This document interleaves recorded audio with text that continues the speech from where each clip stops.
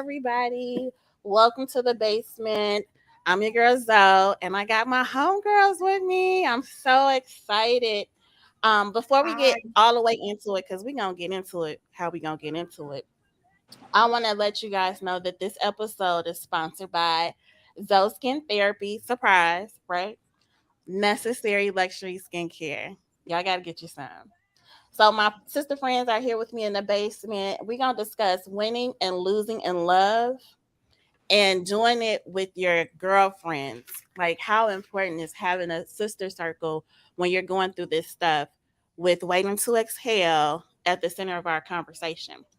So I'm gonna give some time for them to introduce themselves. We'll start with Helen. Hi, I'm Helen. You want to say something else? Where you from, Helen? Where you at? What you got going on? Well, I'm from a lot of places, but right now I'm in Vegas hanging out with my friends from Chicago, where I used to live. And I live in Texas now, which I love also. Okay, Rev. Hi, I'm Revi. I am physically in Chicago and also from Chicago, and I am happy to discuss the L's and the W's of love. Perfect. I love it. So everybody that's watching, make sure that you get your snacks and your drinks because if you know me, you know I love a good snack and a good drink. So my girl got their drink. I got my drinks. I'm ready. We all ready.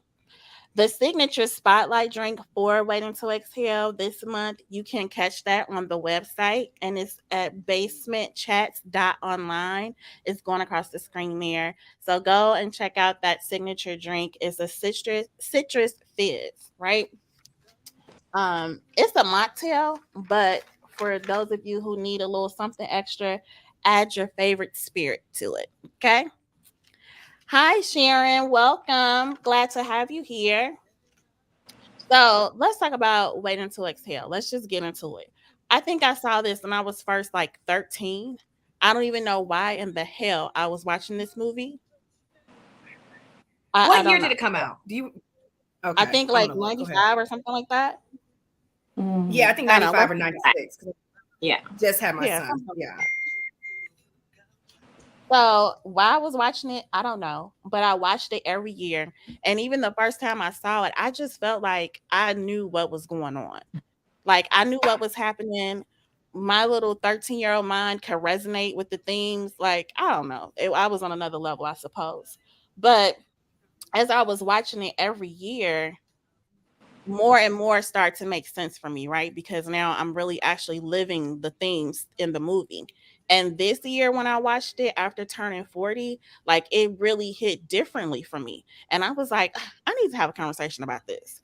And so that's why you guys are here because I want to have this conversation now that we grown, we can really get into it. So, one of the most important things for me about this whole thing is the soundtrack, right? This soundtrack, Helen and I was talking about it earlier. It's like the soundtrack of your life and it still hit. When you listen to it now, you can still go right back to whatever moment in time when you first heard it. I love the soundtrack. So I want everybody to tell us what's your favorite song off of this soundtrack and why. I'll go first. So mine is Exhale, the first song, Shoot Shoot. And basically what it's talking about in there is getting through all these things with your girlfriends. And I did not appreciate my friendships like when I was younger, like I do now, being Hmm. 45, almost 46. It is it's amazing how I can look back on my life and every step of the way my friends have been there supporting me and getting through it.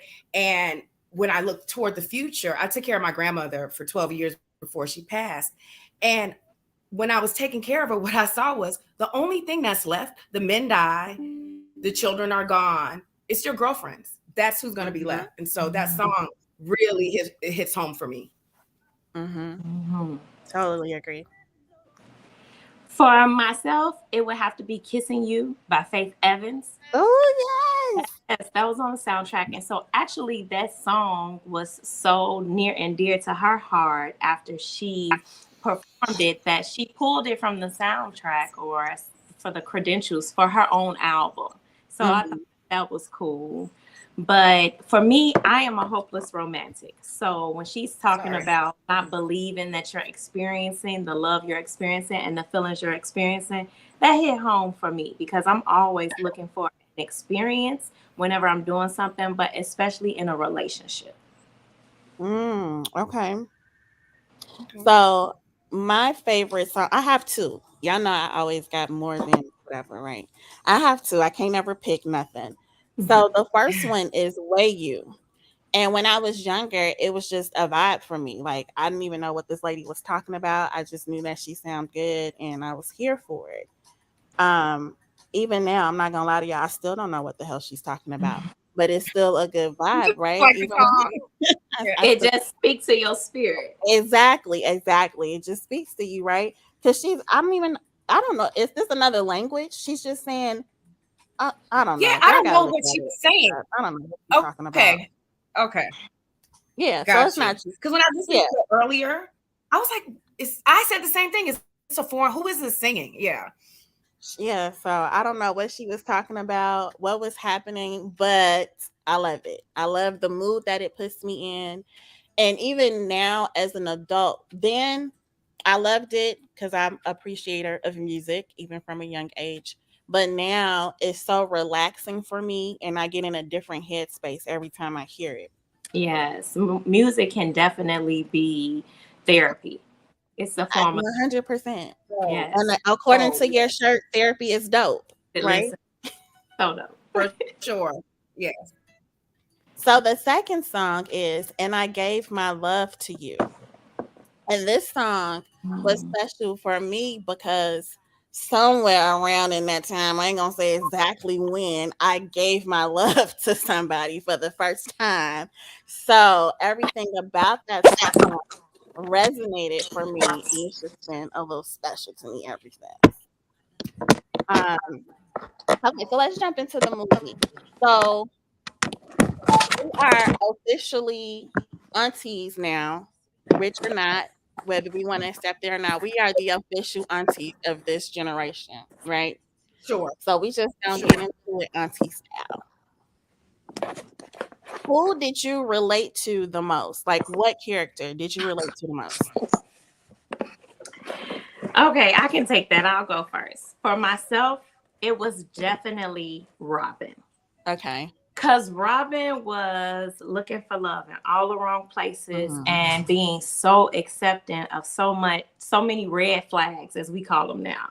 But and yeah, she just was always trying to make it work. It just didn't matter. Like she knew the situation just wasn't the best for her. But I think within the particular movie, the role she played was so profound because at the end of the movie, when she was talking about the abortion that she had when she was younger, you know, dating a married man and things of that nature. And I know that a lot of Americans, you know, people go through that. That's just life, you know, living life. And so I was You just mean like, having that an was abortion or dating a married Rev? Do you mean having an abortion or dating a married man?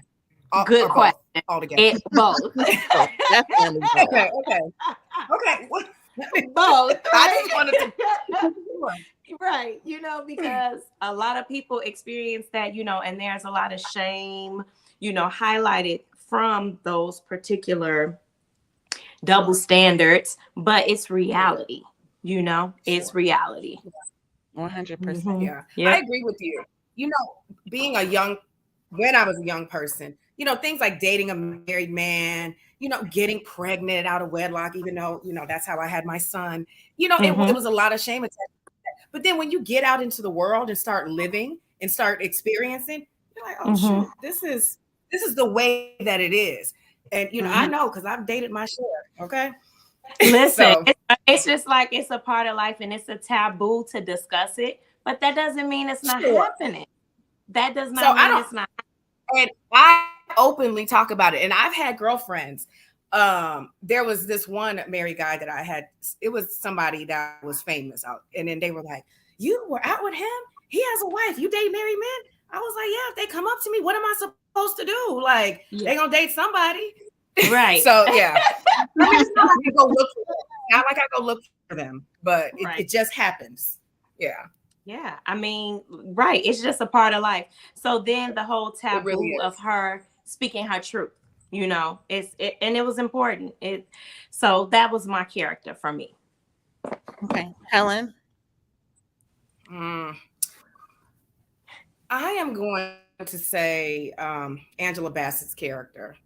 Not, you know, when I watched it before, but now looking at it, yes. I mean, I have been in that relationship with someone and just, you know, we give our all, like, and not been appreciated. And then the fallout and the just the emotional trauma of it all. And when I was watching the movie the other day, you know, I got emotional when she's, you know, tearing his stuff down out of the closet. And, you know, I understand that age and that hurt.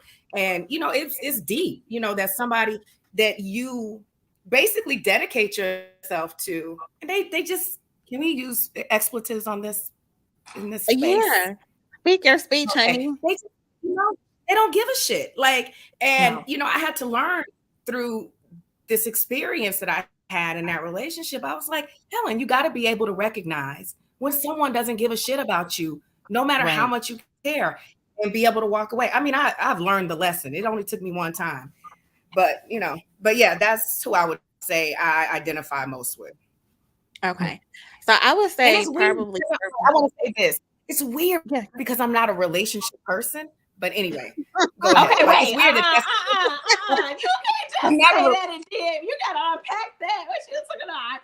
So, okay, wait. Well, okay, let me ask you a question. What did you think about her as it pertains to like her scene with like Wesley Snipes when they just laid in the bed? Like, I think she knew her marriage was over, right? But I think she was in denial. What about that scene made you think she was in denial? Because she hadn't been held in a bed by a man for so long. Oh, okay. Yeah. I think with anything, like the grieving process, like when you, I didn't think about that. Naturally, yeah, because it is a grief process. You know, it's a deep loss for a person.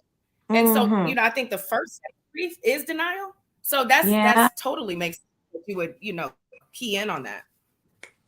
I didn't even think about that because we're gonna explore a little bit more when we get to that part in the movie, because we gotta have the whole build up of everything leading up to that moment, right? Got it. So we can really explore what was happening. My character probably all the way up until recently was Robin as well. But like I said, watching it now at 40, I have literally been every last single one of those women. I don't know if that's a good thing or not, but it is what it is, right? But what I love, I think I can say that too, Karina. Yeah, I can say that. 100%. I can see that too for you. What I love about this movie, though, and all of them having their flaws, what some people would say flaws, their learning curves and everything, is that by the end of it, they all took accountability for their actions, which I remember at one point I was hearing like a lot of backlash about the movie, like how I was just bashing men and this and that, whatever craziness. But it was like, no, those women took accountability for the part that they played in whatever reality that they created at the time, right? So like in the beginning, Savannah, she's, you know, moving from wherever she was from, moving to Arizona. It's something real grown about moving to a different state without your mama, right? Like we've all I've done it several times. Right. We've all done that. Yes. Yeah, it's real grown, right? And then she has like this specific prayer for a man. Did y'all ever have that? Y'all have a specific prayer for this man that y'all wanted? I'll go first. I'll take that. I myself, I romanticize everything. So I have changed that prayer so many times that I can't even begin to describe how wrong I've been about what I thought I needed. So what I will say is yes. Okay. So when I used to pray, I don't do that anymore. I don't have any more religious beliefs. But anyway, yes, I did, because when I used to be a Christian, and it was like you're kind of taught in Christianity, like you're supposed to find your man through God, or whoever your partner, whatever, which way you go. And yeah, I would be thinking, oh, I need to be this way, like, have this great relationship with God and do the things that I'm supposed to do. And then the man that I'm supposed to have is going to find me, and it's going to be all good. So to go back to your romanticizing things, I have done that my whole life, and I'm so over it. Like, none of that anymore. Now I face total reality. But yeah, I used to, pray to God, like, look, I'm doing what you told me to, so I'm going to be patient. And I know you got this man for me that has all these things that I want. And yeah, so I did it, but never again. I think for me, the list changes, right? It changes with every stage of life. It's going to be way different now. It's like, you like me, even though What I'm were the weird. things on the list, Serena? What were the things on the list? On Savannah's I want to list hear it. or my list? On your list. I want to hear yours too, Remy. Me too. Oh, okay. When I was younger, it was like, oh, I want him to be handsome and rich and, those things, type of things. Mhm. And Mhm. I want to have fun and travel the world and, stuff that really kind of, I mean, it matters, but it's not the whole of it. It's not everything that you need. It's a lot of the things that you want. That was my list. Can he dress well? Is he ambitious? That kind of stuff, right? And then it changes. It changed to like, are you gonna like me when I'm acting weird? Are you gonna be okay with me breaking out into songs in the middle of our conversations because you said something that reminded me of a song? Can you keep me peaceful because just having a bag ain't enough no more? Especially when you're a boss already. Like you need more at a certain point. So the list, yeah. Rev, what was on your list? Okay, let me pull up my list like in real time because it's in my notes. You have your you list? have an actual, I have my list. You have an actual list. Okay. This is so wild to me. I have an actual list. Okay, y'all ready? Yeah. Okay. Sure. He has to love the Lord. He goes to church. He's mature. He's honest, a positive attitude, good communicator, goal-orientated, financially stable. He has a sense of humor, great teeth. First of all, if a man don't got no good teeth, he can't eat me out. So that's a whole nother conversation about why that's important. Because you're going to be throwing the pH all the way off, right? All the way. Like, that's going to be a no. He has to have a growth mindset, has a career, attractive, generous lover, because some men are selfish lovers. Okay? Read about yeah, I know what you mean. Okay, he got to be self-aware. I come healed. Okay, be self-aware and likes to travel. That's my list. Wait, so listen, is that a running list, or is that an old list or a current list? That's my current list. Okay, gotcha. That's my current list. So some of the things I pulled off, like Zoe was saying, I had to pull that whole financial piece off. Like, okay, whatever, you got a bag, but I mean, like, do I even like spending time with you? How's your character? Who are you? Are you going to care for my soul? Are you going to, nurture the things about me that I don't even find appeasing, Exactly. Like my worst quality, my bad habits. Can you find those sexy or help me work through that, right? Manage some of that. Choose me every day. Yeah. Because that's important, especially in this day and age. Which is unrealistic, to be honest with you, because, you can't control how people feel and things like that. And your partner, they may grow out of love with you, but can you fall back in love with my ass? Right. Yeah, I agree. Because, it's not going to, it goes back to romanticizing. It's even with your children, you don't always, you love them every day, but you don't always like them. So, that's to Absolutely. me. Yeah. Reality. Yeah. Sure. Yeah. Sure. So let's talk about this. This thought I'm about to put out here, this statement. What men are good at is convincing us that we are desperate for them. What do y'all think about that? Okay, wait a minute.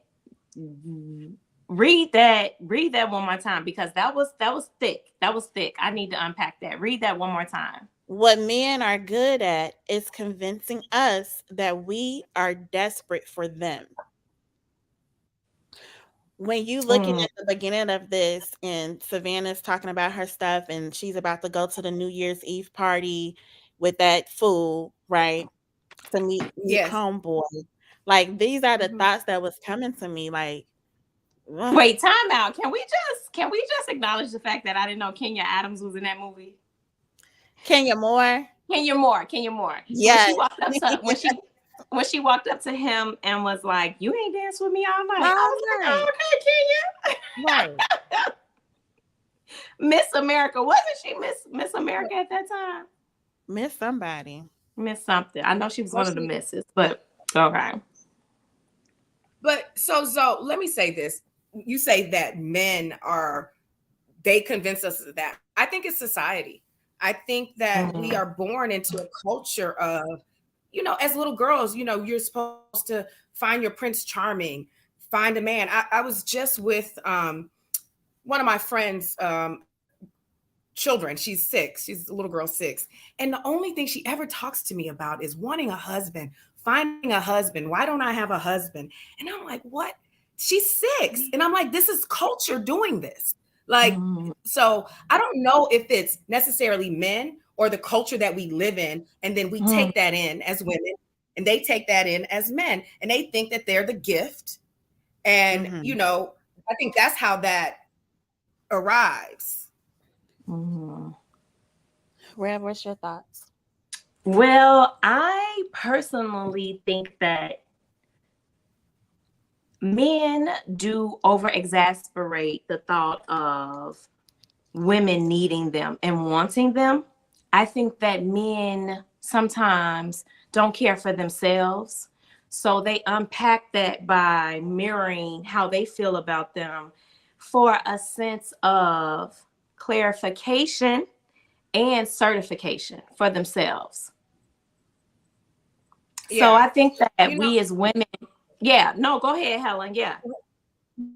Well, the only thing I was going to say is what I've learned in my life, and I'm not a man basher. I think that men are important, women are important. We both belong here. I don't think anybody's better than anybody, but I've observed in life that men's emotional intelligence is just not as developed as women. Exactly. And I think it impacts them and how they engage in relationships. And then when the culture tells them they're the gift and you can do these things, and then you have that lower emotional intelligence, I think it impacts how we interact with each other. Yeah. And it can be devastating. Yeah. And then also to your point, this is kind of off subject, but it's going to tie back in. I was at a birthday party last weekend and a young lady had 2 sons. One was 11, one was 10. And she just kept telling them, sit down, be quiet, like wait your turn, da da da da. And I was really catering to those little boys. They jumped up. They're like, I want ice cream. I want this. I want that, da da da. I'm like, yes, yes, yes. Anything you need, yes. And she was like, you're spoiling them. I'm like, no. I'm like, society sometimes tells men that they are nothing. They, they are not, wanted in the world and anything like that. I said, as little boys, I think that is where you need to foster that behavior of that they're enough, right? Because we write that off for little girls all the time, right? We teach them about emotional intelligence and we teach little girls about self-worth and things like that. But those are being taught to little boys. All that. Exactly. Yeah, you're right. So that's why I think that the over-exasperation develops as adolescents, and I'm not a therapist and I don't, think that I know everything about everybody, but as an observation to your questions though, that it's a mirror of how a man feels about himself, because every man doesn't do it. Let's just be clear. And I'm heterosexual myself. So I can't speak toward like partners and things like that. I only date men. So I've had my share of men who don't do it, and I've had my share of men who definitely live by it. Okay. Yeah. I get that. So let's move on to the next scene where we have Bernadine, right? We're introduced to Bernadine's character. And she is doing everything, being every damn body to everybody but herself, right? How common is that for us, right? And then only for her to get cheated on and left after she did all this shit all damn day, ran around, got his clothes, did this, got the kids together. She didn't even want Keeping to her go to shit the together. Yeah. right. She didn't even Mhm. want to go to that shit. And he Yeah. waits until she's dressed and put herself together to tell her she not go. First of all, I would have been in jail right at that part because what in the hell are you talking? I done did all this shit Well, and now you exactly talking, what oh, I'm happened, going for to the sure. party. Me, Yeah. you, and that bitch finna be there because I done got dressed. I done put myself together. I done got these kids in order. No, absolutely not. No, neither one of us would have been going. How about that? He would have been I dead. don't believe in violence, but I would have fucked Dead. that room up with like we Like would. I'm what? sorry, we ain't nobody going to the fucking party. We ain't going. Ain't no party. So for me, it was Fuck that the party. I'm over it. choosing the other lady's needs over hers. Like, how can you fix your mouth to say to your wife of all those years that you don't feel like she should have to be alone? As Listen, many times as I've seen this movie, every time that just gets me. Like, are you kidding me, sir? What language are you me speaking? too. And then It you doesn't leave. make any sense. Then you leave me for her, which okay, go ahead on, whatever. But then on top of all of that, there was the color issue. And then we know when the movie came out, that was a big Elephant in the room, okay? women with the black Yeah, men, right? yeah. Mm-hmm. Oh my This God. is a So very she touchy subject for me. I think for probably all of us black women watching. Well, it's hard to talk about in mixed company with black men. I get very heated about this subject, and I've calmed down. But man, it's an issue, and people, people they're like, well, people should just be with who they want to be with. I agree with that. I'm a product. Love I'm to biracial. love you. Me, I as well. I get that. I actually support that. But there's something unique that has happened in the African American community. You know, we know what has happened and how systematically we've been separated, our family structure, because of systemic racism, because of everything that's happened in this country stemming from slavery.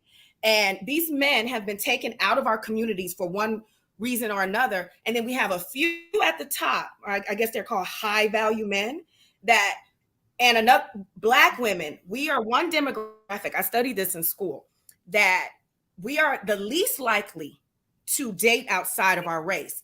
Black women want to be with black men. It is just, I don't understand the phenomenon there, but that is the way that it is. We love our black men.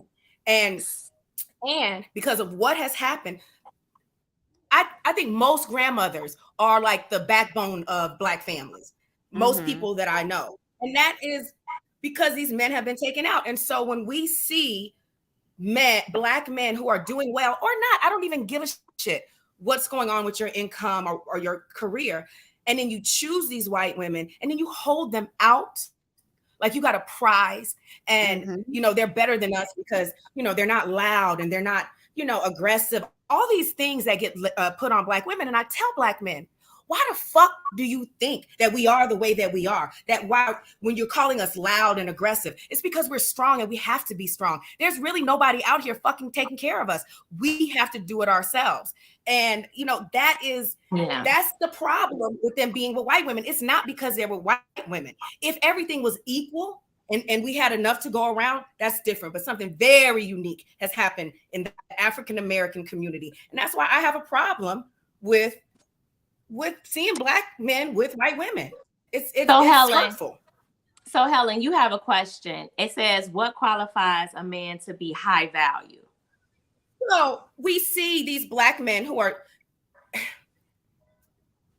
educated, maybe, famous ball players. It's starting with income. It's starting with income and lifestyle. So that's what I mean. I'm not necessarily talking about personality traits. I'm just talking about Black men who are doing well. And it's like Kanye says, once you get on, then you go get with a white girl. These type of men that finally make it in life, whatever that means, successfully. And then, it's like, oh, I can get one of these now. And I have some Black friends, some Black male friends who are married to white women, and that's what they deal with. And one of my friends who was on his second wife, he told me, like, very honestly, he said, I'm going to be honest and say, this is something that society has told me that I couldn't have. And that's one of the reasons why I went and married a white woman. And a dear friend of mine, and I'm not shaming him for if that's how he feels, but that's what he literally said to me. I'm not saying they all feel that way. That's his truth. That was his truth. Yeah. But that's deep, though, that we still are programmed to want things that they tell us we can't have, as if it's a prize, as if it's something better than what you already have access to. Well, it's the self-hate that, when you grow up in a country where you are a second-class citizen and everywhere you turn, you're told that. I always say, African Americans, we have a collective low self-esteem because of the environment we have been put into.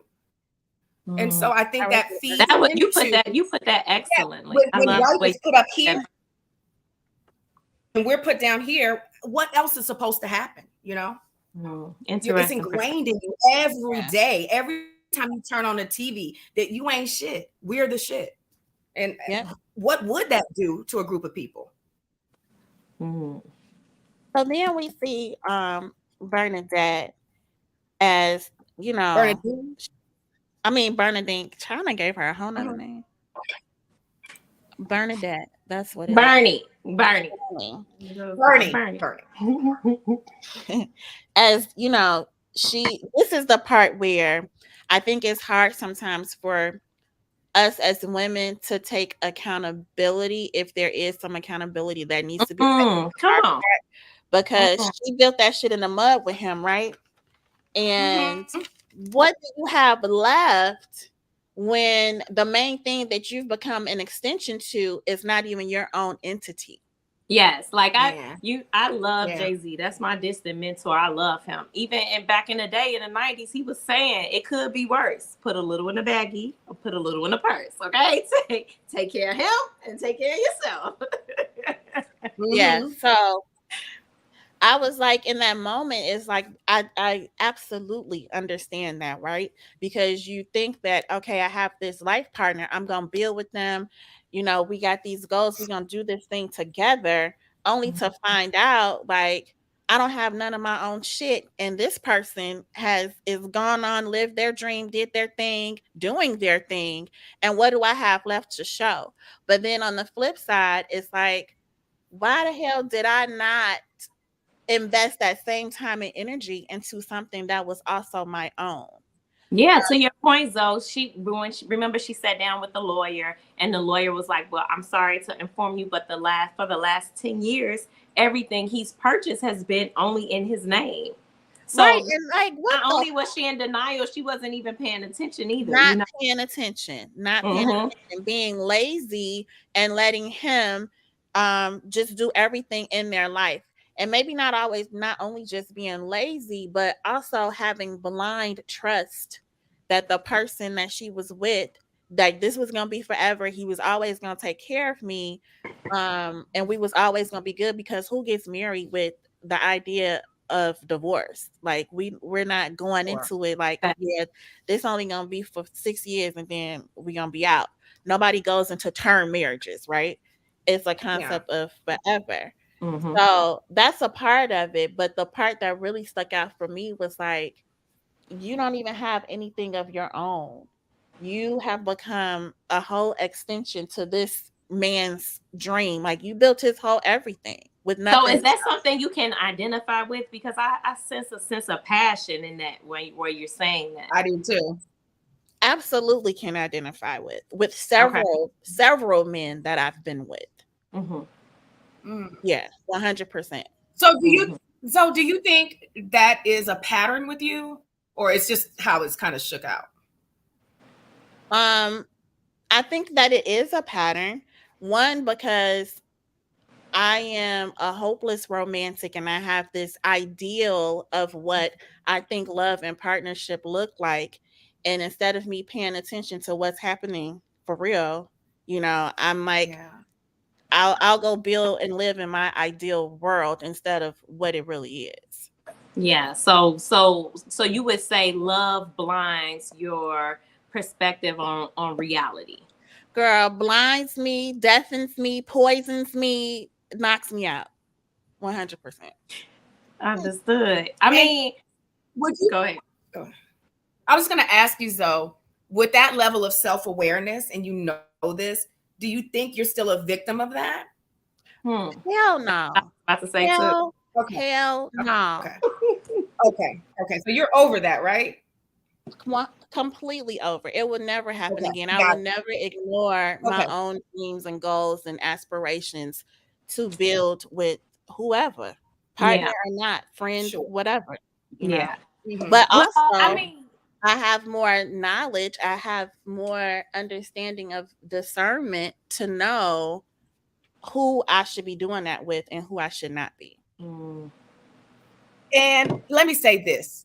On my journey, I don't think there's any other way to get to this point in life.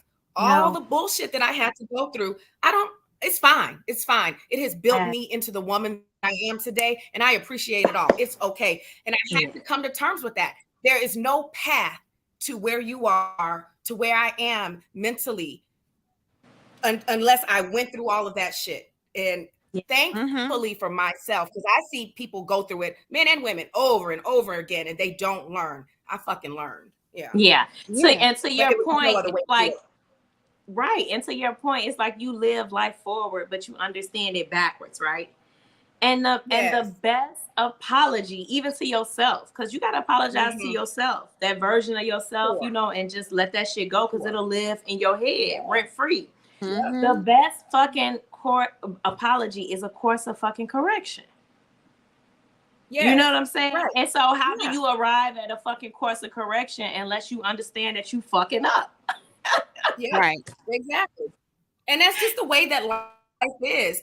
And going back to these women taking accountability in the movie, that's the best thing you can do in life. And the one thing I did when I changed my life a couple of years ago, and I just had to leave a lot of shit behind, leave Chicago and go figure my shit out, I took full responsibility for the relationship I had been in. Even though it was emotionally abusive for all those years, I saw what was happening. And I accepted it every day instead of walking away. I mean, I tried to walk away, but I took full responsibility. And I was like, Helen, you have to deal with your part in making that toxic relationship what it was. And I'm glad I did it, because it gives you a sense of level of control over your life when you are taking responsibility. And not saying I'm a victim and these things have happened to me. Yes, things did happen to me, but I sat there and fucking let him do it. So I had to. So wait, so let me just ask you one question, and you don't have to answer if you don't want to. What made you sit in that? Oh, in that very bad situation I was in, I've done a lot of work with myself. And I mentioned earlier that I'm not a relationship person. So I've only been in one committed relationship in my whole adult life, and I'll be 46 this year. And I was in my mid 30s when I got into this relationship, and because of the path that my life was on, I'm a very organic person. I was never husband shopping or anything like that. I was just living life, doing my thing. When I meet the person, I'll know it. Like, I'll just know it. And so I met the person and I fell deeply in love. You got to understand, I'm mid 30s, never been in love like this. So I am thinking, because of what I've seen in society, seen in movies, seen around me, that relationships, this is supposed to happen. Like, men are gonna cheat on you, and especially if you got a rich one, and they're gonna do these things, but you work through it, and here I used to be a divorce attorney, so I'm definitely like, you don't just leave somebody because they cheat on you. You're just gonna jump out of one frying pan and get into another. You work through these things. So for me, it was like I was doing everything to try to save this relationship, because I'm like, we're in love and this is what we're supposed to do. You don't give up on people. So I think that's why I stayed so long. And then you get to this part where after so many years, you're like, oh, no other bitch is gonna come in here after I done been through all of this shit and done all of this goddamn work and then get all the benefits of this. At least I should get something out of it. So it was all of these things, that was keeping me there. I do not have that kind of thought process any longer. But yeah, that's what I was thinking. Like, you got to dig in and you got to work for it. Fuck that shit. Like, if somebody's treating you, if somebody's mistreating you, fucking leave. That's it. It's no working that out. Yeah. So next we're introduced to Robin. Young, sexy, career-oriented, wanting to be appreciated for more than her body and for being the other woman. Okay, I got a side note right here. Have you ever been in love with a Pisces man? Because that's... Well, okay, wait, what's a Pisces? What's a Pisces? I'm not good with astrology. What is the birthday? What's that what's a Pisces section? What's that?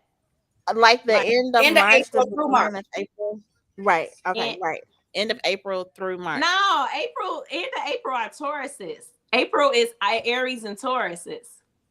Okay, let me get on the February through March. Excuse me, that was my bad. Oh, okay. Gotcha. Yeah. So that it's dangerous. I'm just gonna put that out there. That's just a side note. Okay.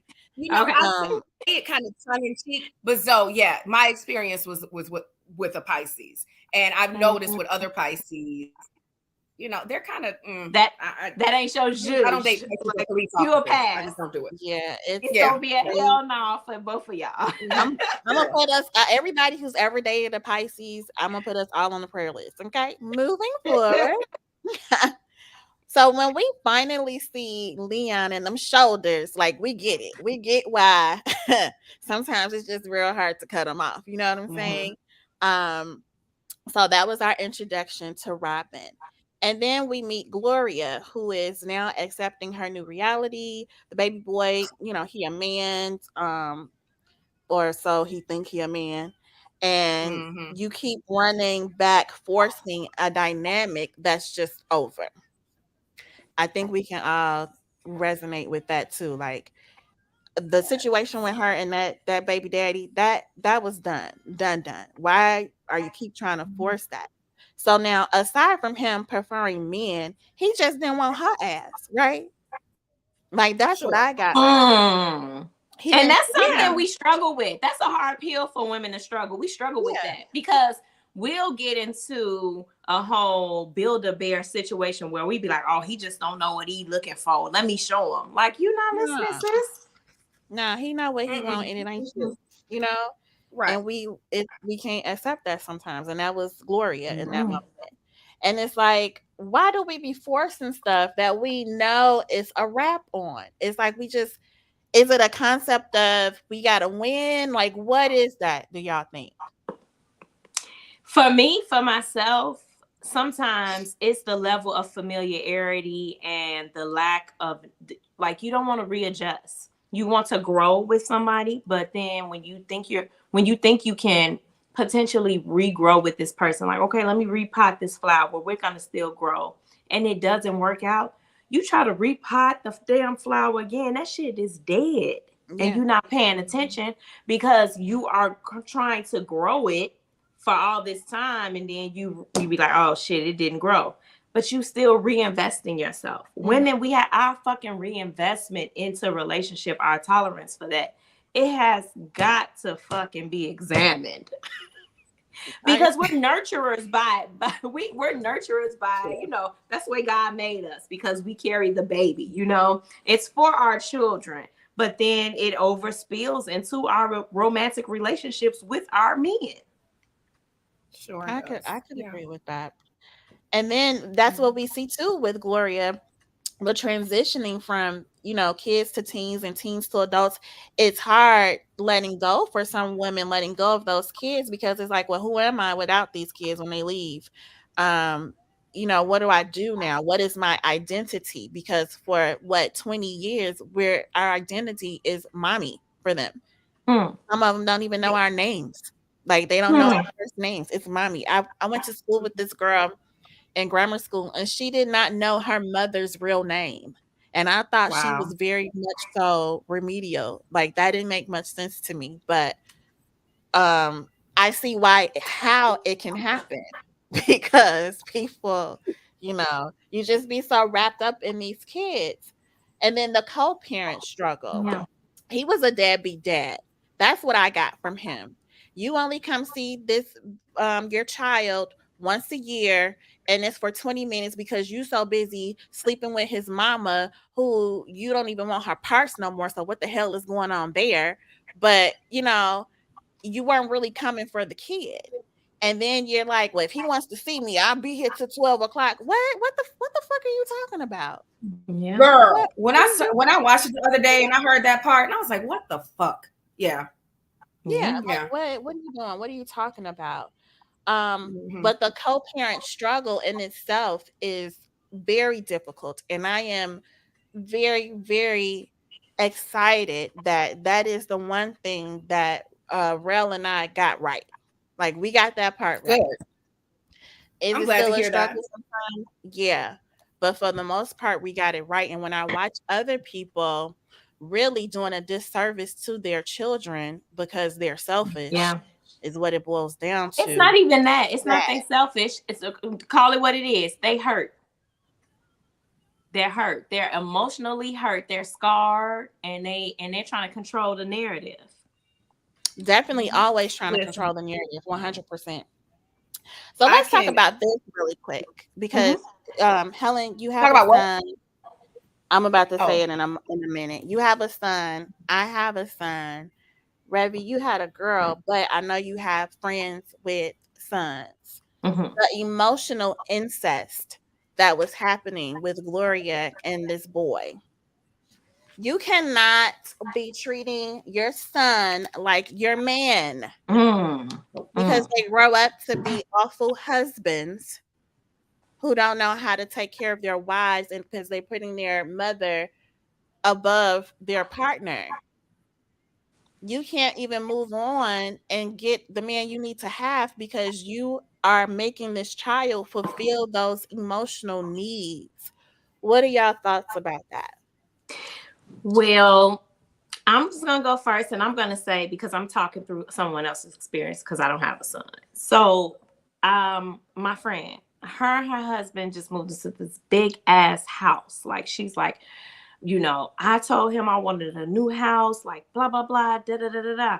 And I was like, oh, okay, shit, sis, pop your shit. They got a pool, we out there, we're chilling, drinking, everything like that. So I'm taking a tour of the house, and her son has this big ass room. I mean, his room is huge, painted the way he wanted to paint it, blah blah blah. And he got a twin size bed. Now this boy is 13 at the time, and on his way to high school or whatever. And I'm like, sis, why you got this little bitty ass bed? And she said, and I quote, because he will not be comfortable here. And that's all. That's the only situation that I can say that sticks out for me for a woman who I've seen not coddle and babyside her son. She say, because this is a pit stop on his way where he's going. This Right. is my house. I get And that. I thought that was so powerful. Like I had never heard anything like that before. I was really me either. intrigued by that. I was really intrigued by that. I only heard it once they got grown and came back home. They Mm-hmm. didn't want to make Exactly. them comfortable, and now they don't want to leave. Mm-hmm. But not at that age. That's interesting. Because you have to start developing those mental capacities for their future, like goes back to what I stated earlier about the adolescence and how we miss the ball on Helen, like you said, the emotional intelligence of men. We missed we missed that opportunity in that window to properly set the foundation for that development. You know? Yeah. Mhm. Yeah, I So agree. This is a challenging one for me. My son is, he'll be 27 in like 2 weeks. I definitely did not coddle him growing up. I was a very authoritative kind of person and do what you need to do. But in his adulthood, how can I explain it? I didn't coddle him raising him, but I think in adulthood, he's kind of had some failure to launch issues. mm. Watching this, I do not want to tell my child's business, but because No, of this, it's the failure to launch for me. Failure to launch. That whole he's had concept. the I will be using and, that. and like I said, he's about to be 27 in 2 weeks. Mm-hmm. And when I say, like, he literally just got out of my pockets like this year, and I don't even know if it's fully out. And I've had to, I don't know, I'm working with myself on how much do I do. So this is why this question is challenging for me. I didn't raise him that way. I did not treat him, we didn't have any, like, I'm a fully independent type of person. I did not lean on my son for emotional, like if I was not having a romantic situation. Like, it wasn't like that at all. But just in his adulthood, I've done too much. Like, I think I do cripple him, and I don't know what that's about. I'm trying to figure it out. So kind of you're basically saying like you felt responsible, and he's your person, right? You felt responsible to help him establish his himself, like, understand it. Or are you saying your level of nurturing as a woman tied back to you feeling like, okay, look, go this way, kind of like steering him? It's kind of a unique situation because yes, I am trying to steer him, but in the beginning, when he was a younger adult, it was more like I would make the plans, like, okay, you're gonna go to this college. That didn't work. Okay, so then I found this program for you to be in. Go do that. That didn't work. And then I found this job for you through all of my connections. Go do that. That didn't work. So then I stopped. I said, I'm not making any more plans for you. You need to make your own plans, because when I make a plan for you, it doesn't work. So go out in the world and do these things. And so he would go do things, and then it wouldn't work. And then here I am paying for his life. I just bought him a car. I don't even have a car anymore, and he has a car. I mean, like, right now, currently. So I don't know. It's just, I don't know. I gotta figure out where to cut him off. I guess as a mom, he's my only child. I'm just like, I don't want him out in the world homeless and struggling. But then it's like, he's 27, Helen. When do you just stop? So that's kind of what I'm going through. I don't, maybe I need some therapy. I don't know. I don't know. I mean, Brittany says Gloria Yeah. was very selfish. She didn't care about her son's relationship with the father.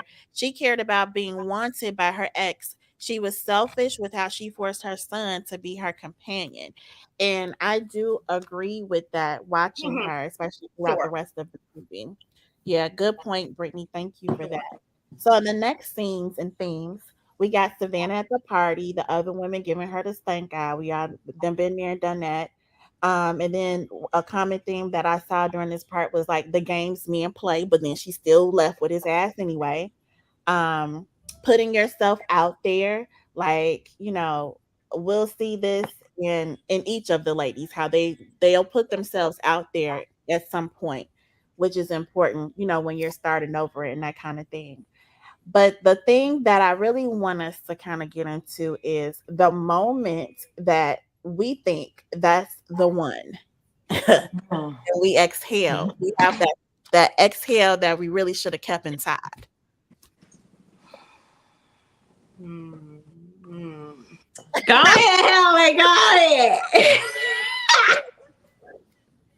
So, well, it's the only reason why I'm kind of having that reaction, because I'm kind of going through that in my life right now with my partner. Like, identification. Yeah, it's not. I'm in this weird place where I'm in this unexpected kind of really lovely relationship. And like literally, I was just traveling with my friends 2 weeks ago. And it was on that trip because we were all talking, as 4 of us, very close. And I was like, oh my God, I'm in love with this man. And I literally exhaled on that trip. And this is nothing that I was looking for. I just Me too. Like, I'm like, Ellen, you left that part out when we talked about the trip. Oh, I did. Yeah. Well, it's all very new to me. I'm trying to figure this out because I thought, after my last relationship, I'm like, okay, I'm not a relationship person. Fuck it. I tried. I'm just going to go live my life. I have a very fulfilled life. I have a lot of friends, a lot of family. I travel all the time. I have a life that I want. I really don't, I have boyfriends, I have friends, whatever, all around, but, not anything specific. And I just thought I'm going to live this happy-go-lucky life. But I started living with a friend during a pandemic. And this has been like 2-3 years now. And then it's like right now, literally even just talking to you, I'm trying to like figure out like, girl, you're just letting go. Like I'm letting go and letting this man like really love me. And it's weird because after coming out of what I've come out of, and you trust him. Sure. Yes. Because listen, when you've been treated so badly, you fucking know, like, it's weird. Because one of my friends said after my breakup, she was like, well, you had to go through that to know what you didn't want. And I was like, fuck that shit. I don't have to fucking get raped, or not that I was raped in my relationship. I don't have to go through anything bad to know I don't fucking want it. Just, yeah. Right. But now that I'm in this situation with my partner, my friend, well, I don't even know what to call him. But anyway, now that I'm in this situation, he treats me. I tell my friends, the way that he treats me, I feel like a fucking queen. Like, he treats me so well. He is so thoughtful. I mean, cares about me deeply, cares about my child deeply. Like, I don't want to be anywhere else. Like, I'm at home. That's I'm a good feeling. I feel so protected. I feel so safe. And it's weird to me because I didn't know that I would want this or even need it, it's really wonderful. So, I mean, I'm literally exhaling as we're talking about this. I didn't even think about all of that. I love that. Thank you. Congratulations. So I'm in love. Like, I'm in love. Again. Yes. I love it. So we get to the hair salon, and like this our spot, right? All the gossip is going on. You finding out stuff about your friend from other people, and you looking crazy because you don't even know. And then we go back to Bernie, and it's that moment when you're reflecting on that one relationship that just really had you fucked up. If we're gonna keep it 100, like that relationship had you fucked up, and you start to think, what the hell was wrong with me? Like when you make a declaration, that they really can just get the fuck out. Like get out, get all your shit and get the hell out of here, right? Please. This man, please and thank you. This man said, I need you to be the background to my foreground. First of all, I'm about to throw all this shit out the window just every time I think about like the concept that anybody could ever really say that to your part. I need you to be the background to my foreground. Like there isn't enough money for that type of trade. Like my good girlfriends, I just want to tell whoever is listening, it's not enough money. That is the real selling your soul to the devil right there. And then after she helped him build his universe, he had the good nerve to hide his assets from her. First, let me calm down. These kids over here in the next room. Yeah. I'm trying to calm myself too. You have the audacity to hide assets from the person who helped you build your entire universe. Wait a minute. And then, okay, because marriages will all end either death or divorce, right? You put a $300,000 price tag on her sweat equity. What the fuck? And the mortgage itself was $5,000 a month. Like, now, see, that was the gripe for what? me. And I don't mean to cut you off, but you ain't even gonna cover the mortgage pimping. Like, this not alimony in addition to the mortgage payment. It's just like, oh, you just gonna get this $3,000 a month until we figure it out. But I'm not even covering the mortgage. So I'm gonna go into foreclosure, and then you're gonna have to bail me out, and then I'm unfit. But I work with you. We work together. This is our company that we built. Y'all know I did this for a living. I mean, so I've seen it up close and personal in the courts every day. It is fucked up. Like when people break up, it's like it's like they never knew the motherfucker. For sure.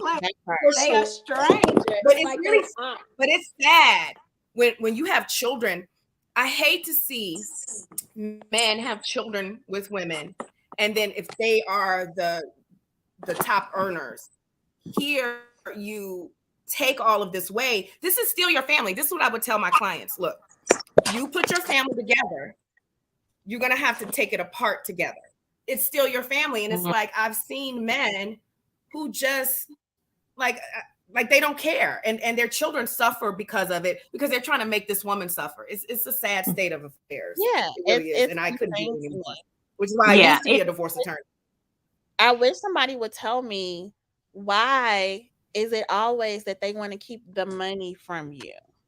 Especially you were instrumental in them getting the money. That's not the mindset. So if I can play devil's advocate for this 1 second, because sure. I have a male dominated family. I do not play about men. You hear me? I love on men so hard, way harder than I love on women because they catty, but that's a whole nother situation, another story. But what my purpose of saying that is, to Helen's point, when she brought up the fact that with the same situation, Bernie and her husband, how he married that young lady because society told him he couldn't. Well, guess what?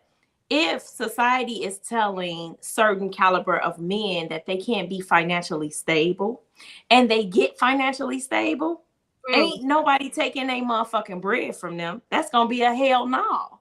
And it's not about the woman. The women take it so personal. It's not that, sis. Get out your feelings, because it ain't about you. It's about society telling this man that you can't have this amount of money and this many assets because you're not entitled to it. So I would flip and bag the question of, sometimes men be like, well, why the fuck you feel like you entitled to it? Because we were building for me as the head of the household, as the man, and you left, so get the fuck on. Yeah, I agree with you. You're saying when the woman you're saying that from the perspective of when the woman leaves? Right, when the man, right. No, not even who leaves, right? But just how he builds himself and what he has. It's his. It's like it's a part of him that society has told him. Who built it? That's what we gotta get clear on. But that's a woman's intuition and a woman's thought process. When a man obtains something, they don't fucking know how they got it. They just know they got that shit. I totally, it's the mindset. Zoe, you're right, but I agree with you, Revy, in that. Yes, Zoe is right, but that is not how men think. No, not in our community in dealing with them. They just don't see it that way. It's so many times I've had to argue with men about why they need to pay child support. It's so fucking stupid to me. But they're like, this is my money. Like I shouldn't, and they just really don't understand, Zoe. I like in my profession, like even dealing with friends of mine, I'm like, are you I have to really break it down to them. Like, this was a group project, nigga. Like, what the fuck? Like, but they don't get it. They don't get it. So I'm just totally backing what Revy is saying. I don't have a solve for it. But yeah, me either. Yeah, but that's what they at with it. Shit, that's their mindset. It is what it is. Yeah. It is what it is. That's their reality. And I think that a lot of times we as women, we don't examine a man's reality in a situation, you know? No, we think about first because we know they're not logical. That's just not the way they're wired. And that's okay. You know, they're very analytical, they're very calculated, they're this, they're that. But emotional intelligence, like Helen said, is on the fucking floor. I mean, you talking about the elevator don't go to the top. Sometimes the elevator ain't even fucking moving. Girl, like we gotta install a fucking elevator in this building, okay? 100% facts. Brittany says she was in bed with her enemy for 20 years and didn't know it. He treated her like he hated her, and not because she did anything to him, just because he was selfish, arrogant, and wanted a white woman. And that was one of the things that was rubbing me wrong, Brittany, is that I'm like, why is he talking to her like she did something to him? What the fuck is this attitude about, sir? Who gave you the right to talk to me like this, right? Yeah. Like, what is wrong with you? But it's because they really be your damn enemy, like Brittany said. Yes. And that's a valid point. That's a valid point. Yeah, but then she says when they struggling, they thanking us for holding them down if they do that, okay? But then when they make it, all of a sudden it's their money. That part. Sure. All of that right there. Sure. Yeah. Well, I'm a back all the way back from this because I ain't never been married. I've never been proposed to. So y'all got it. Go ahead. Well, I mean, that's I've never been married or proposed to. But I mean, I was in a 9-year, committed relationship, committed on my side. I was in an open relationship. I tell people, most people are in open relationships. They don't even fucking realize it. But anyway, that part. When Brittany wrote that comment, it hit home so hard for me because I used to remember being in that emotionally abusive relationship, literally saying to this man, "Why do you hate me?" I literally used to say that to him because I didn't understand. Like, I'm doing everything. I hate to even say what I'm about to say. I'm doing everything I'm supposed to do. I hate saying that, but I was, and it felt like we were mortal enemies. And I do not understand why this has to happen in our relationships where I've seen it so many times where the man makes the woman his enemy because you want to go do your fuck shit and you want me to sit on my hands and you don't like my reaction to your bullshit. And then this resentment starts building up. Like, you're crazy for acting like this, Helen. You're crazy for doing this. No, Negro. You're fucking emotionally abusing me. And after you push a human so much, what the fuck do you think is going to happen? And I think that resentment builds up and then they start hating you for not letting them be selfish and, acting like the Queen of England when they go, fuck off on you in public, but then you can't say nothing in public, So it really hit home for me. Yeah. She said, like Bill said, they are convinced that we should be desperate for them. So we're going to move along to the next scenes with Robin sexing with sweaty ass Michael. And it was a few things that we need to unpack here. Right? Wait, he was so wet tea as hell. I was like, oh my God. So first, the concept of I'm gonna throw out all the things that I unpacked in this, and then y'all could jump in wherever y'all want to jump in at whatever point. So the trying something new, that wasn't her typical jam, but she was like, let me, do something different because what I've been doing ain't working. And then we have the concept of the nice guy who is just as shallow but less attractive. Like, what the fuck? Then the concept of acquiring women to build your own self-worth so you can be able to compete with other men. That's how I saw Michael as he tried to portray the good guy. Then weird sexual encounters. Like, what the fuck is that about? Faking orgasms. Who's done that? Raise your hand. No, I don't fuck around. Wanting validation when they don't really care about how you feel, but they want this validation. And then at the end, when he realized, like, damn, I wasn't even paying attention to how she was feeling as I climbed my sweaty fat ass on top of this lady to do all of nothing, right? Then it's, let me pay attention to her. What is it that you want? And then that was Robin's opportunity to be vulnerable in that moment and, and say what she really wanted. And then this whole thing about walking trophy wives, like that was a whole thing there for me. And then, are we giving the instructions so that we are pleased in the bed? So those were all the things that I gathered from that scene. Y'all go ahead. Go ahead, Helen. I don't know if I have an immediate comment. Try something new, but with so I don't know. I don't have anything to say right now. Okay, okay. Within your last statement about are we teaching what we want? I think women are very, very, very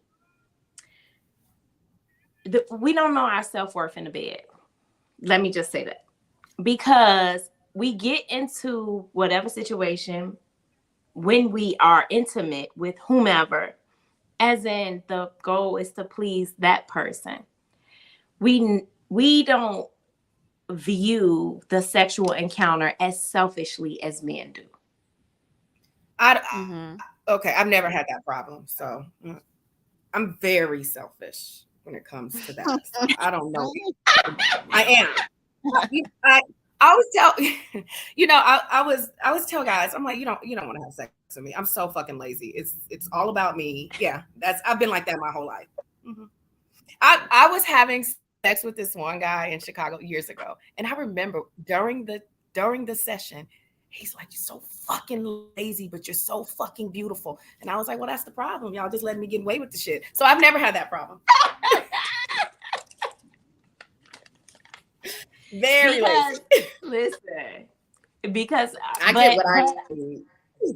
Yeah. But even in that, I'm sure you've had experiences where you were like, I don't know what he was talking about, because what he said he could deliver, he didn't.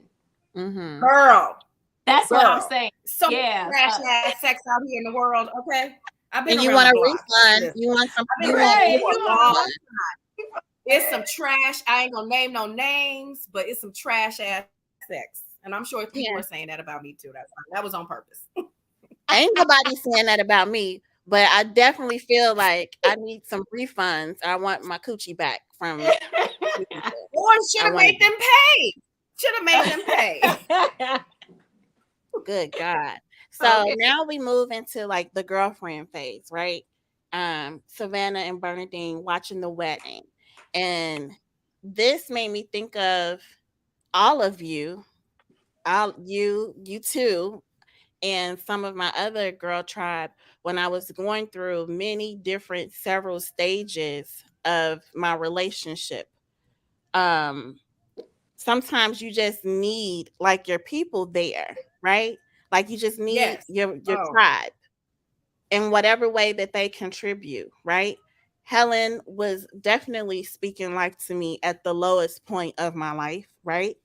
Revy has always right, and didn't even know.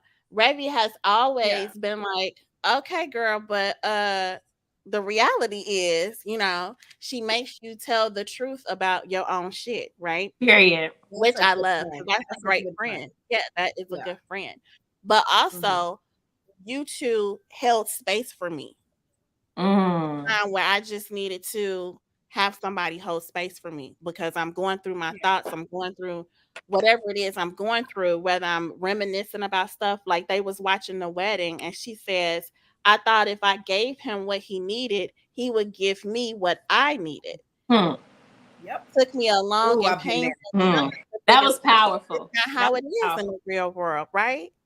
That's just not, we don't always run into those people. And I don't know if it's because we're not running into the right people, quote unquote, or whatever it is, but that's not the reality, sadly. And then she takes accountability in this scene too, because she says, I can't just blame it on him. People will say, that this movie again was about bashing men, but it wasn't, because she even says, her character says, I can't blame it all on him. So she takes accountability for her part, however that looks, right? Because we all have a part to play. Even if you see how something ain't going right and you stick in it, that was your part. You played in it. You stayed in that Sure. shit, right? Yep. Um, why do we feel like as women, I don't know if either of you have ever had this feeling, but for some of my friend groups, we feel like we have to give up our dreams for our families. I'm gonna pass on this. I'm gonna pass on this question because I do what the fuck I want to do when I want to do it. So I'm gonna pass. Helen does too, I feel like. So Well, yeah, I have a little comment though. Yeah, I do. I definitely live my life. I always tell people I don't do shit I don't want to do. I do everything I want to do. But there was a period in my life when, I was, before I retired, that I was practicing law. I was taking care of my grandmother. I was raising my son, taking care of my family financially. And then being in this relationship and taking care of whatever needed to be done at home with him and his child. And even though I was fully doing the things that I wanted to do in my life, career-wise, what I wasn't doing, which I do now so much, it's just a little thing, but I wasn't traveling. Like, I am a travel addict. And when I do it now, like, I was emotional. I'm just in Vegas. I was in Vegas 3 times last year. This is not like something exciting for me, but I was in the car crying because I couldn't believe that this is my life. Like, I literally get on planes like several times a month. I'm like, just got back from Africa, went to Africa 3 times last year. And these are things that I always wanted to do when I was in that relationship. But I was so afraid of going because I didn't want this nigga cheating on me, giving him the opportunity. And that's an honest kind of thing. So there was a part of me that I was this is a big part of my life, travel. And I made way more money then, so I could have been doing way more. So that is one piece of myself that I gave up for years. And now it's like the dam has broken open and I cannot stop.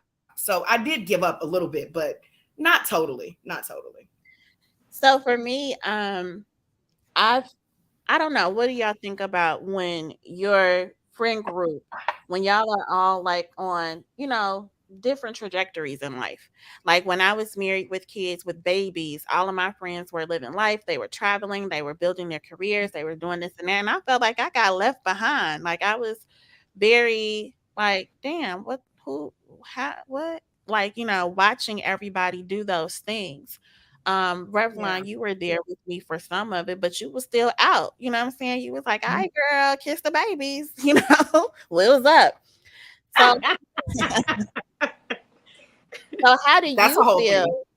Yeah, how do you feel, Revlon, when your friends are all getting married and having kids and you're not doing that yet? So, that's actually interesting that you would say that to me because actually I have a younger sister that is 25. She's about to have a baby, and then I have my older sister who is getting married this year, and so we all are having things this year. And me, I'm just like, oh yeah, my 40th birthday party, like it's gonna be cracking, and everybody was like, oh, you don't this and you don't that.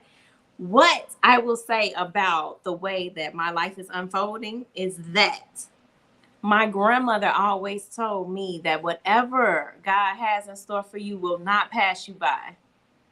And that serves as such a sense of security for myself because if I ain't got it yet, that just means I ain't ready for it.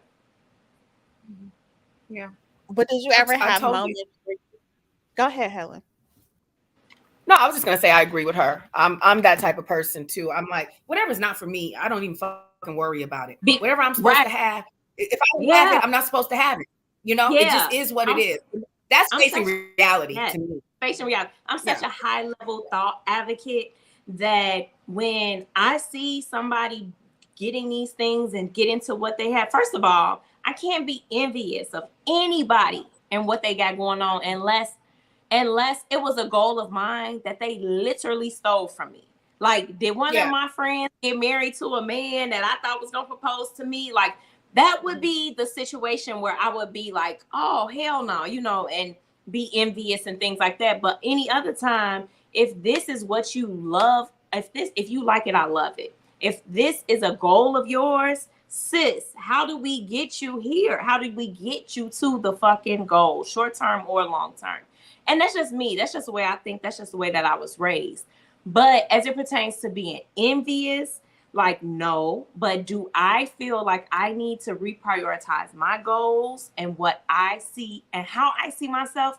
Yeah, I do think that so. I do think that I need to be more closer to reality as it pertains to who I am as a citizen in this universe and my age, right? Because now, as I'm getting up here, you know, you want to spend the rest of your life with somebody. You want to have people. And so a tribe and friends and things of that nature, like, that's cool, but who is your partner, right? So, like, I'll give you an example. Like, the other day I was resubmitting my asset sheet, and my fucking beneficiary was my sister. Like, bitch, how fucking sad are you that you dividing bread between your motherfucking siblings? Right. No, that's real. You That's know, it so be small stuff like that that make you right, it be you have to small put stuff down like that. emergency contacts, and it's like you Exactly. put my mama down. Exactly. Like, what? No. Like, you divide bread between your mama and your daddy. You might outlive them. Now what? Right. That's funny. So then we see Gloria and this fucking piece of a daddy. And he's doing like the whole body shaming stuff to me in my mind. He's like, "Oh, Gloria, you look healthy." What the fuck does that mean? You already gave this lady a complex because you gay, and you probably knew it was way back then. Like, we ain't talking about being gay, because whatever you like, that's your business in the bedroom. But we're talking about the way you handle other people while you live in your truth. He did not handle her correctly to me. He was unnecessarily mean. And if the situation was different, he probably would have been trying to pop me in my mouth, because my first question would have been, who the fuck you talking to? Okay, I got to play devil's advocate with that one. I got to go there for the men, because, you know, hey, this ain't no women podcast. You know, some men might listen to this. No, and for all women. Did you read the promo? I said ladies only. No, I was just playing. Go ahead. But I want to say that when someone, regardless if it's a male or female, is having interest in the same sex relationship, right? He could have felt like she tricked him into having a baby. Oh, like, okay, look. Even if that does happen, I'm just saying. Okay, I'm just saying. That's fine, but the child is here now. We're all fucking grown. This kid is grown. To me, there's really never an excuse to be cruel to somebody. I don't think but what if he asked her what if he told her up front, like, I don't want nothing to do with this child. You can have an abortion. Like, men, okay. So sometimes we as women, we aren't in touch with reality as it pertains to how we hold the men versus what they are saying. So what if he was like, now he here, but you're not going to force me to be in this guy's life. Like, that's what I was getting. That's why you coming every year and smashing me when you don't even like women or this kid? You don't want me or the kid. Why are you here? Well, you think about it was in the 90s, you know, things of this nature wasn't acceptable. You know, there was okay. He was going through his own process. Exactly. He working through his own shit. And we as women, we always want to take everything so personal when a man is going through something. And it's like, he's a person too. He's a whole fucking person. I'm take it personal when you tell me I cannot have this dick that I planned on getting, and then you turn around and say I'm looking healthy. Yeah, I'm gonna take it real personal. Because if you gonna, insult me, at least drop off that thing or something. You don't waste my time all to be insulted. No, thank you. Ladies, excuse me, ladies. Listen, I'm sorry. I have to step away for 2 seconds to take a call. It's very important. So I'm gonna be right back. Sorry. All right. Come back. We'll be Yeah, so it's interesting, and I just always love the fact that everybody is so interpersonalized with situations. I pride myself on having the notion, even if I don't do it, I have the notion to examine the other person's perspective. I'm like, okay, maybe their social intelligence or their emotional intelligence isn't high enough to articulate or communicate this shit to me, but motherfucker, you see red flags, you see green flags, you see yellow flags, you see white flags. Like, pay That attention. ignored all the flags. Right, all the flags. How many countless conversations have we had about ignoring the flags? Exactly. And so it's no one's fault. You know what I'm saying? It's just all about life and just living, because my grandma used to tell me, keep living. I used to be saying whatever. If it was something good, bad, indifferent, she always said, keep living. Yeah. I think my whole thing with him was, regardless of whatever you were going through, you don't have to be mean in your delivery of it. He was being mean and insensitive. So then we get to Savannah and Lionel, Lord, right? So he finally calls, and the representative is gone because he definitely had a whole representative show up. He ain't got no job. He going in on that good, which she wasn't aware of, because if that's what you do, that's what you do. That's not, judgment. But she wasn't aware of it, and it was excessive, especially for somebody with no job. And he was just a hot ass mess. He lied about being vegan, and I'm talking about tore that hot dog apart, right? Like, he just did all of these things where it was like, oh, okay, the representative have left the building. And then to top it all off, the sex was terrible. Like, he done made Savannah a keeper at the damn zoo. He was doing all this ooh and and just for like, she wasn't even into it, and he didn't even have enough consideration for his partner to look at her and tell that she was not into it. So when people show up with their false resumes, and they present one thing to you and then they show you something else, and it's like, okay, this is not what I signed up for, but I need this sex, and then it ain't great. Like, oh yeah. So another thing that I thought about, hold on, let me get that note that I wrote. And I wanted to right. So with you said with the sex, right? So I wanted to go back with that because that made me recall a note that I wrote regarding Robin. And when Leon, her and Leon's character was in the bedroom, he's like, "Am I gonna have to tame you?" Or was that was Leon's character? Mm-hmm. No, this was Savannah. Who said that? Which I thought that was Robin. Well, that was Robin. Sorry. So whomever she was in the scene with, they're like, "Am I gonna have to tame you?" Like the whole role play situation and whatnot. And it's just like she had not even mentally arrived at even having sex with him, and he talking about taming somebody. So I just think that a lot of times that we as women, we deny being on the same page with somebody sexually. Mm-hmm. Helen, we were talking about the part when Savannah and Lionel finally connect, and he is not who he said he was. His representative has left the building. And then on top of that, the sex was terrible. Okay. And that's what we were talking about. Because she was like,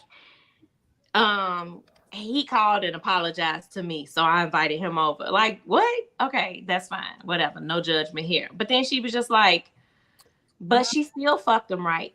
He used her toothbrush. No, she said he ain't got no real income. Yeah. And she gave him gas money and he didn't even give her change back. Right. So now you also a thief. You're a liar. Oh, she did. So she did all of that and waited 5 months for 2 pumps and a swivel. It's unfair, right? The injustice of it all. Wait. Um, So listen, the fact that he used her toothbrush is so weird to me. But listen, that shit be happening. Like it's never personally happened to me, but I have had girlfriends tell me that the men have used their shower thing that's a personal thing, use their toothbrush. Who the fuck are raising these guys? I wanted to highlight that. I'm like, this. I've literally heard this like out in the world amongst my friends. It's so hyenas. weird. That's Anyway. who's raising them. Damn hyenas. So weird. So let's Very fast unhygienic. forward to confronting your girlfriend even when she's wrong. And Revlon, you get the trophy for that. I was about to say, problem with that shit. Where Gloria is telling Bernie that she wrong for messing with that married man. It was so many double standards in that fucking movie. So many. Yeah, it's like this happened to you and then you went and did it to another woman. Mm-hmm. Why did you do that? And I'm not judging because I've done that, right? But it just brings that up, and then you try to reason it away. Like, oh, I was just lonely and this and that, and I didn't mean for it to happen, like she does. And it's like, no, you were wrong and you were wrong. Is that an important trait for your friends to have? I'm gonna be silent. Yeah, for your like, friends. I think, like, listen, you wrong. I think any meaningful relationship, whether it's with your friend, a male friend, your sister, your whoever, you should be able to be authentic and be truthful. And when you see a person that you love fucking up, when you see your kids fucking up, you're gonna call them out. And I think that is a sign of really true friendship when your friend comes to you and is like, hey, it's kind of fucked up what you're doing, and this is not a path maybe that's the best for you. I think it's a wonderful thing, and I love and respect all of my friends who's come to me and to have hard conversations and call me out about shit that, because they love me. I think it's a great thing. I agree. Yeah. So Revy is gonna forfeit her comment. So we'll go to Robin and Troy with the hot ass leather vest. So he takes her to this crazy ass party, right? They doing everything, and she's just like clutching her pearls, like, what the hell is going on? I didn't sign up for this. And then he tells her that he wants her to meet his mother, when it really don't matter, because we all know mamas be on the same fuck shit with they stupid ass sons, right? They will play along with whatever game that them boys want to play along with. So preach the fucking word, okay? Yeah, it's like, okay, man. It was feeling good for the moment, right? And she ignored everything else because of one moment that was feeling good for her. Like, oh, he wants me to meet his mom. He must be serious. I had a guy. This is a sidebar, right? A story time that's not really a story. I had a guy that brought his mother on our first date. And I was like, what in the hell is going on here? And before we went on the date, were you a teenager? No. How old were you? I was very grown. Yeah, very grown. And I told my mom, I'm like, Mom, he's gonna bring his mom and whatever. And my mother was like, well, that'll be a good opportunity for you to see a lot of things about him that you're gonna need to know about him. And so, long story short, she was correct. One of those things was he equally paid attention to us. He did that very well. And I was like, okay, so this tells me that he can juggle multiple women at the same time in the same room, right? And his mother was so sweet. She was so kind. And I'm like, and now thinking about it later and watching this, like, she probably is like that with everybody that, he brings her on dates to meet, which is fucking weird. But, that's a whole nother other conversation. So, yeah, I don't know what the need is for us to feel special with meeting people's families. Like, I don't want to meet your family. I don't care nothing about it. Unless we have that yeah, all the way in it. I don't want to meet your family. I decline meetings with families, actually. So yeah, I got my own family. And then if we're going to do something that's more forever and we're going to do family events, and then, okay, I'll meet them then. but I don't necessarily need that to make me feel special because it's all a bunch of bullshit to me, in my opinion. Yeah, Um, I agree. then he's talking about meeting a son that he never even told her about. Like, sir, it was just so many things about him that was just That girl. happened to me. That happened to me back in the day. I was dating this guy, and I mean, for a while, and he had 3 kids. And then one, I mean, but they were like, school age. And I'm at his house one day, there's a crib there. And I was like, what's this fucking crib? He was like, oh, that's for Miguel. I said, who the fuck is Miguel? He's like, that's my little baby son. Who Like, the fuck what? moves around like that? Who the fuck does that? Crazy. Crazy. This was an older guy. What the fuck? Crazy. Yeah, so weird. So then we get the Leon effect, right? I love me some Leon, by the way. I love him. I just Who doesn't? and not even because it's like so attractive. It's just something about him that you just, yeah, he do all the things that need to be done. And then we get the music in the background. Baby, you can call on me. Anytime you feel the need. How many Leons have we had where they could call us whenever, whatever, and we was dropping it low and spreading it wide, regardless of whatever was going on, right? Rev, you have a story? I appreciate the Leons in my life. I like them. I like come through and know how to and then move on with their life. Yes, that's okay. Yeah. I think it's fine. I think we as women, we need to understand what our body needs and what our bodies desire and how we can completely fulfill our self-love to ourselves. It was interesting because he was married and he was dropping the D. But then when Bernie got left for a woman, it was like that goes back to all the double standards that were in the movie. You know what I'm saying? They were so hurt, like, oh hell no, like, but sis, you a savage, right? The ultimate savage. So I just that's all. Troy crazy ass showing back up, reminding us that we be settling for what, right? But she takes her power back, right, in this scene. She like, I ain't going with you. You extra late, you high, you sweaty, you got on a fucking vest in the middle of the summertime in Arizona. Like, never trust a nigga in a vest in the summertime, a leather vest. Like, just don't do that, right? That is some bullshit. Because for real, you know something's off. You have on a leather anything in Arizona in the dead of summer, you cannot be trusted, sir. You just can't. Yeah. So he says, all you black bitches the same, complaining, and then y'all act simple. He said that. I was like, what? He meant that from the deepest of his loins, because at the end of the day, I can't speak for men, but to play devil's advocate, sometimes we as women, we don't even know what the fuck we want from ourselves. And then we expect for someone else to be able to properly understand our needs when our shit change daily. Nobody is the same version of themselves every day, period. I don't give a fuck who you are. I don't care how you lie. And every day people lie to themselves. Motherfucker be like, I'm going to the gym. I'm going to the gym at 10 o'clock. Never goes to the fucking gym. Motherfucker be like, ooh, if I get over this hangover, I ain't going to drink no more. And I said it this morning. Popping bottles next motherfucking weekend. So I think I'm doing it now. So I think it's the lack of space and opportunity to extend grace to people that you're not extending to yourself. Because at the end of the day, how somebody treats you is only an extension of how they feel about themselves.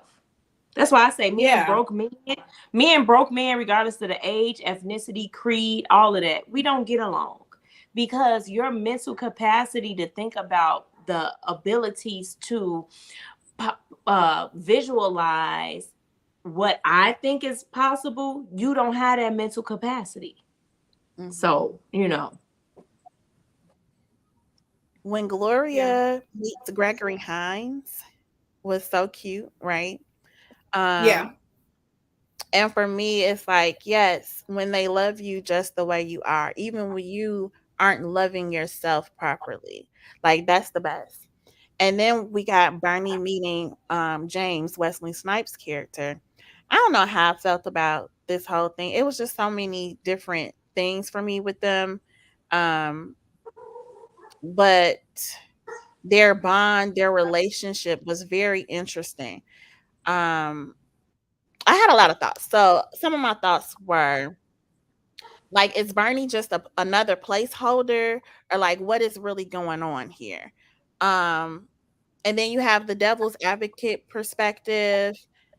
You know, it was a mature way for them to express their feelings and what they were going through. And they had a moment where they combined and realized that, you know, there's other people outside of their partners when this is over, because both of them were having relationships that were going to end in the same way that I said earlier. All marriages end in either divorce or death, right? His wife was dying. Mhm. She was in a divorce, but his wife was white, which I was like, why did they have to make her a white woman? I don't know. I guess to bring it all full circle for Bernie or whatever. But well, to be a devil's advocate again, and inclusivity and diversity and inclusion goes both ways. And then so in the background, they're playing It Hurts Like Hell, like that song from the soundtrack. And so for both of them, even though they were going through the same but different thing, the fact of the matter, the common thread for them both was it hurts like hell. And in that moment, they found some solace and some peace with each other. But then as we go on, and he's like writing her letters and, you know, saying whatever fuck shit he was saying, it's like, okay, is she yet again being a resource so that they can pour into another woman? And for in her situation, both women, that other woman being a white woman. I found many times in different situations, not just romantic relationships, where people will come to me and they will get their feel, whatever it was for them, so they can go back to their own situations and pour into that. They've taken from me so they can pour into Mhm. another situation. Um, and so I'm wondering, was Bernadine thinking about that when she's having these interactions with James? Like, I love my wife so much, but I appreciate what you brought to me, and I ain't never gonna leave her. Who the fuck asked you that, first of all? Like, who asked you if you was gonna leave your dying wife? Like, what? What are we talking about? It was just so many moving You, parts for me, the dichotomy of their relationship. yeah. So I think it was a valid thing to show that, because when you have this period when you're coming out of a relationship that has scarred you, where you're kind of trying to get your sea legs back, and you're kind of vulnerable. And I just think it showed how vulnerable she was, and the kind of choices you make when you're in that state. So I thought that when I was watching the movie the other day, it made me think about like kind of my process in trying to heal myself, and the things that I would accept, and just trying to figure myself out. I feel like I'm kind of clear and healed, but I was kind of in a fog. And I think that's kind of what they're portraying, that fog that you're in when you're coming in transition. Yeah. Mhm. Okay, that's good. I like that. Oh Mhm. my God, we've been out here for almost 2 hours. Y'all still got time? Y'all still ready to kick it? Because it's so many. I got something to, I got somewhere to go. That's fine. Okay. Yeah. You All gotta right. go? Oh, I do. Okay. So let's okay. get to the main points, and then Helen, you and I can backtrack and go a little deeper. So, Okay. what are your thoughts, Revy, about Savannah and Kenneth? Okay, so first of all, why her mama do her like that? Right. Let's go back to the notion of how older grandma age women were all single, and so they thought what a good man was, you had to keep him and all this kind of stuff. And everybody grandma was a hoe. I I mean, I don't know nobody grandma that got like they got like 1,000,000 kids by 1,000,000 different men. Like ain't nobody even making kids like they used to anymore. So I think that call my grandma a hoe because she's still alive and she will probably watch this. But well, my grandma passed. I don't think she was a hoe. I am one, but I don't think she was one. It's a loose joke to binoculify, right? How women don't have as many children as they used to. Right. Regardless of whether they were loving in a loving wedding and relationship and a husband and things like that, they were having like 12 to 4 kids minimum. Every household had a minimum of 4 kids in it back in the day, you know? So the notion of her mother telling her, oh, this is a good man. You need to keep a good man. And she kept saying that, right? That's what I'm saying. That's all I'm saying. Yep. Like that is not a good man. Yes. He is that's my point. With children, and he is trying to keep your daughter as the side piece forever and using you to help solidify that for him. Right. So I wanted to highlight that because I don't want to pull Savannah into that. You know, her mother is creating that for her. She had been delivered from that. You know, she had moved from Denver to Phoenix to start anew. And then lo and behold, she like, Mama, why you getting my number? You know? So that was the purpose of me highlighting the generational curses that are passed down as acceptance as it pertains to the capacity of love. Yeah, from those unhealed, unlearned elders. 100%. Exactly. Yeah. I have one real quick comment about that. I was just in Europe with a girlfriend in December, and she's my same exact age. We went to school together. And when we were on the trip, she was telling me that before she left for Europe to meet us, her mom was like, why are you going there to meet Helen? This is a trip that you go on with your man with. Now, my friend is very single, wants to get married and have a child. She's about to be 46 like me. And I'm like, what the fuck is your mom fucking talking about? You're running out of time in life.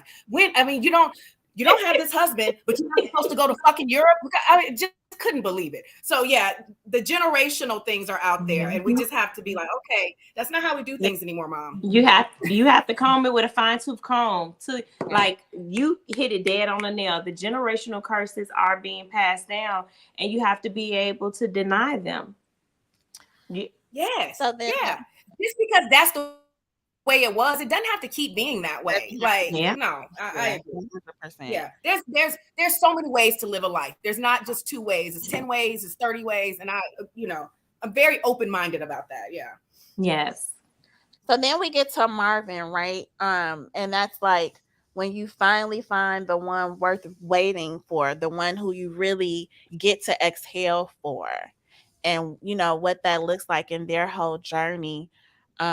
He probably was the best man out of the whole movie, right? But and you got to have those because that gives us hope, right? And we need hope. But what do you think were some of the lessons that Gloria learned from her interactions with him?